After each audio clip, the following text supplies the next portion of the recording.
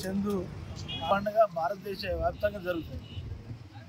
మన తెలంగాణ రాష్ట్రంలో ఇది కామన్ పండుగ. అంటే చిన్న పెద్ద అనేది లేకుండా, తారతమ్యం లేకుండా మన జీవన సంస్కృతిలో ఇవాళ రోజు అందరికి ఓలగోలు రంగులు పూసుకొని ఆలింగనం చేసుకొని స్నేహభావంతో ఆడవాళ్ళు మగవాళ్ళు చేసుకునేటువంటి మన సంస్కృతి పండుగ ఇది. ఈ పండుగను మన నియోజకవర్గంలో మనం ఇప్పుడు కేంద్రంలో జరుపుతా ఉన్నాం. హుస్నాబాద్లో మనకు చాలా బాధ్యత ఉన్నది.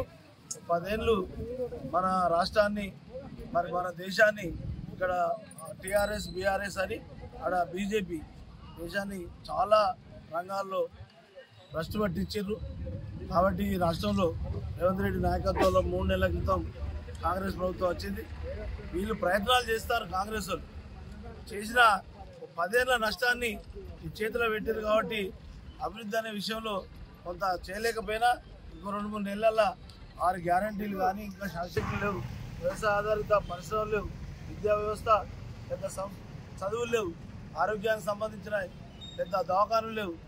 ఇవన్నీ మనం చేసుకోవాల్సినటువంటి అవసరం ఉంది. అన్ని పార్టీల వాళ్ళను మొత్తం జనాన్ని కలుపుకొని పోవాల్సినటువంటి అవసరం ఉంది. ఉన్న ప్రకారాన స్వాతంత్రం వచ్చినాక 77 ఏళ్లకు ఈ నియోజకవర్గం వ్యక్తి ఎమ్మెల్యే అవుడు, మంత్రి అవుడు. ఈ హుస్నాబాద్ నియోజకవర్గ చరిత్రలోనే ఇది ఒక సుదినం. కాబట్టి ఇక్కడ అభివృద్ధి కావడానికి అవకాశాలున్నాయి. ఇక్కడ అభివృద్ధి చేసుకోవాల్సినటువంటి బాధ్యత ఇక్కడ ఉన్న వాళ్ళందరి మీద, ఇక్కడ లేని వాళ్ళ మీద, ప్రజలందరి మీద, అన్ని పార్టీల మీద హోలీ శుభాకాంక్షలు, కామన్ పండుగ శుభాకాంక్షలు తెలియజేస్తూ సెలవు తీసుకుంటున్నాను.